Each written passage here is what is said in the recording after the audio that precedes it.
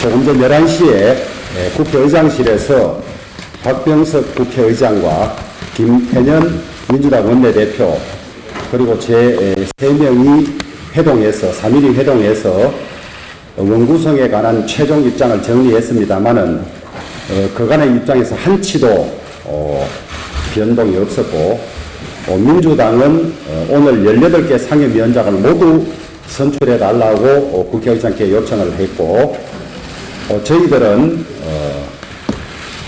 합의 없이 재헌국회 이래 합의 없이 개헌이 된 적은 없었다. 일반 개헌이 된 적은 없었다. 또 상임위원을 강제 배정한 적도 없었다. 헌정사의 길이 남는 오점이 될 것이라고 이야기하면서 오늘 본회의 진행을 강하게 반대를 했습니다. 그래서 오늘 저희들 입장을 정리해서 발표하도록 하겠습니다. 민주당은 왜 의회 독재, 일당 독재로 헌정사에 오명을 남기려고 하는가? 국민 여러분, 미래통합당 원내대표 주호영 의원입니다.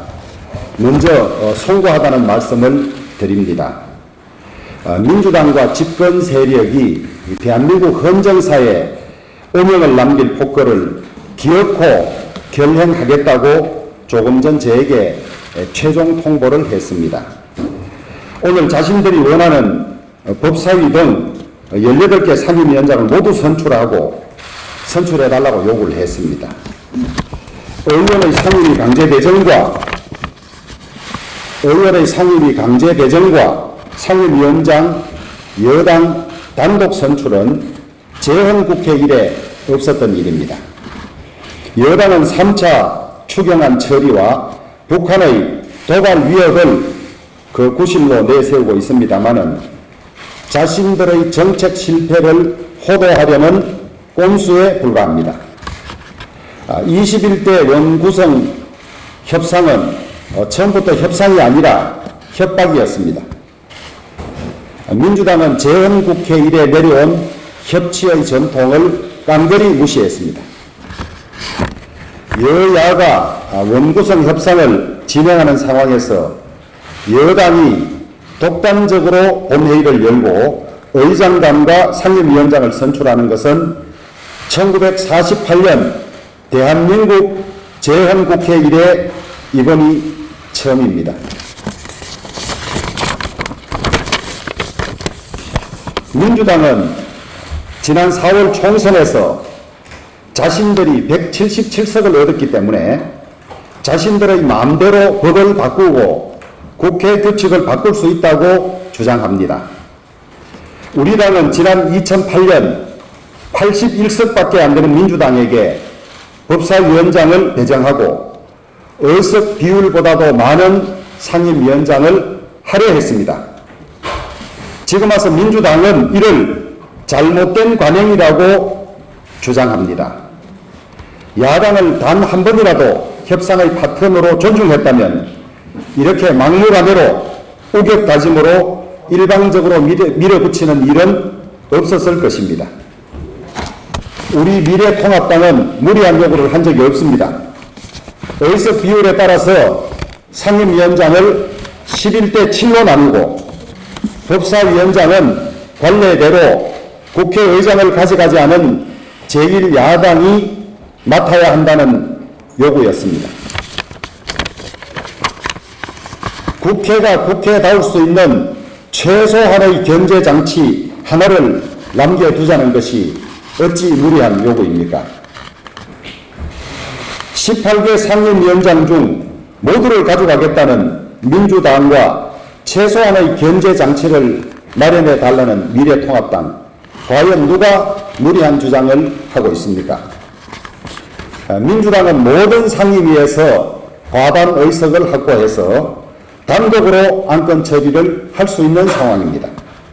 이런 상황에서 상임위원장을 모두 가져간다면 상임위 구성이 무슨 소용이 있으며 국회 또한 무슨 소용이 있겠습니까?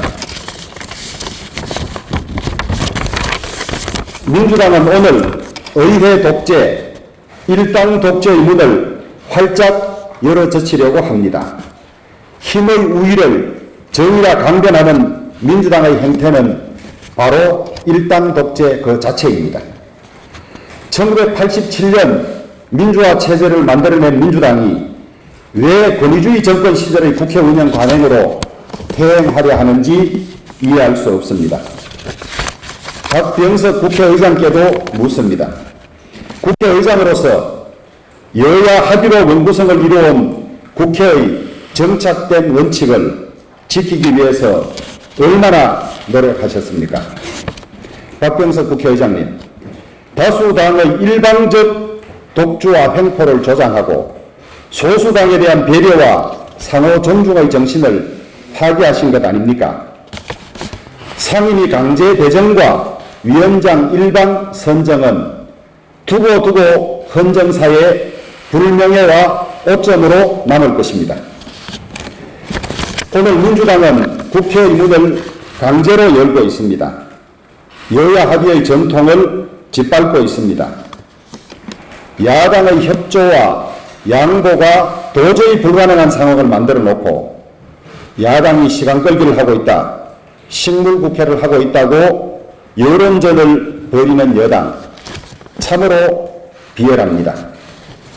그동안 저는 42%의 국민을 대표하는 제1야당의 원내대표로서 무거운 책임감을 가지고 협상에 임해왔습니다.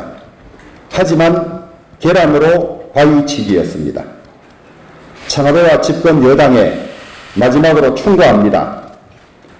다수의 힘으로 야당을 밀어붙이고 가는 것이 쉽게 보이지만은 결국은 성자의 저주, 독재의 저주, 권력의 저주에서 벗어나지 못할 것입니다. 집권 세력은 폭주 열차처럼 내달리다가 스스로 탈선하고 무너질 것입니다. 민주당이 힘과 가전 편법 불법으로 통과시켰던 소위 공수처법과 준연동형 비례대표 선거 관련 공직자 선거법, 공직선거법, 여러분 결과가 어땠습니까? 준연동형 비례대표제는 의도와는 정반대로 소수 정당을 전멸시켰습니다. 고위공직자 비리수사처가 대통령 권력을 견제할 사법기구로 작동할 수 있겠습니까? 민주당의 오만한 국회 운영은 앞으로도 이런 실수와 패착을 되풀이할 것입니다. 대통령 임기가 이제 채 2년밖에 남지 않았습니다.